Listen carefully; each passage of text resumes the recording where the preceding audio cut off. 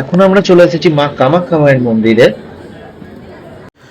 তো কলকাতা থেকে অরুণাচল প্রদেশ আমরা সেফলি বাইক রাইড কমপ্লিট করার পর আসামে মা কামাখ্যাকে দর্শন করতে চলে এসেছি মায়ের মন্দিরে। তো বন্ধুরা, পুরো পৃথিবীতে তোমরা অনেক দেবী দেবতার মন্দির দেখতে পেয়ে যাবে, কিন্তু কিন্তু তাদের মধ্যে থেকে এটা কিন্তু হচ্ছে সব থেকে অলৌকিক একটা মায়ের 51টা পীঠের মধ্যে থেকে এটা কিন্তু একটা অন্যতম একটা পীঠ। তন্ত্র সাধনার সব থেকে অলৌকিক জায়গা হচ্ছে এই মা কামাখ্যা মন্দির। এই মন্দিরের সাথে জুড়ে আছে অনেক অলৌকিক কথা। ভগবান বিষ্ণু যখন সুদর্শন চক্র দিয়ে মায়ের 51খানা টুকরো করেছিল, তার মধ্যে থেকেই একটা মায়ের যোনির অংশ এসে পড়েছিল এই কামাখ্যার মন্দিরে।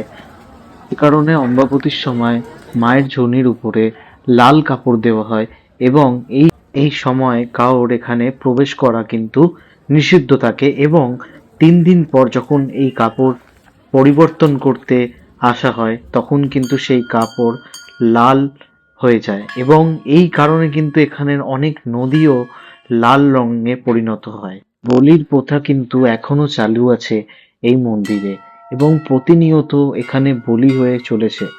আমি এখানে এসে মোষ বলি থেকে শুরু করে পাঁঠা বলি দুটোই দেখতে। এখানে পুজো করা হয় মায়ের যোনির। এখানে কিন্তু আলাদাভাবে কোনো মূর্তি দেখতে পাবে না মায়ের। হ্যাঁ, বাইরে অনেক মূর্তি আছে, যেমন বিশ্বকর্মার মূর্তি এখন সামনে রয়েছে, আর এখানে ভিন্ন রকমের পাথরের এরকম বহু মূর্তি আছে, যেটার নাম সত্যি কথা বলতে আমিও জানতে পারিনি। আমাদের কাছে অতটা সময় ছিল না, কারণ এখানে লাইনে দাঁড়াতে হয় ভোর 3টের সময়, এবং পুজো দিতে দিতে আমাদের 11টা-12টা বেজে গেছে। তো আমাদের কাছে অতটা সময় ছিল না যে এই যে মূর্তিগুলো দেখতে পাচ্ছ এগুলো কোন দেবীর বা কোন দেবতার সেটার ইনফরমেশান পুরোপুরিভাবে কালেক্ট করার। আমি যতটা জানতে পেরেছি আমি তোমাদেরকে সেই ইনফরমেশানগুলোই দিচ্ছি, যতটা আমি এখানে কালেক্ট করতে পেরেছিলাম এই সাধু সন্ত যারা বসেছিল তাদের থেকে।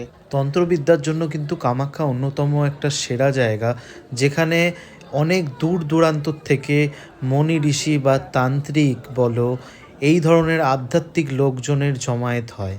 বলা হয় যোনির আশেপাশে একটা আলাদা রকমের রেডিয়েশন কিন্তু কাজ করে। যখন আমি পুজো দিতে মন্দিরের ভেতরে ঢুকি, এখানে একটা গুহার মতন আছে যেখানে মায়ের যোনি পুজো করা হয়।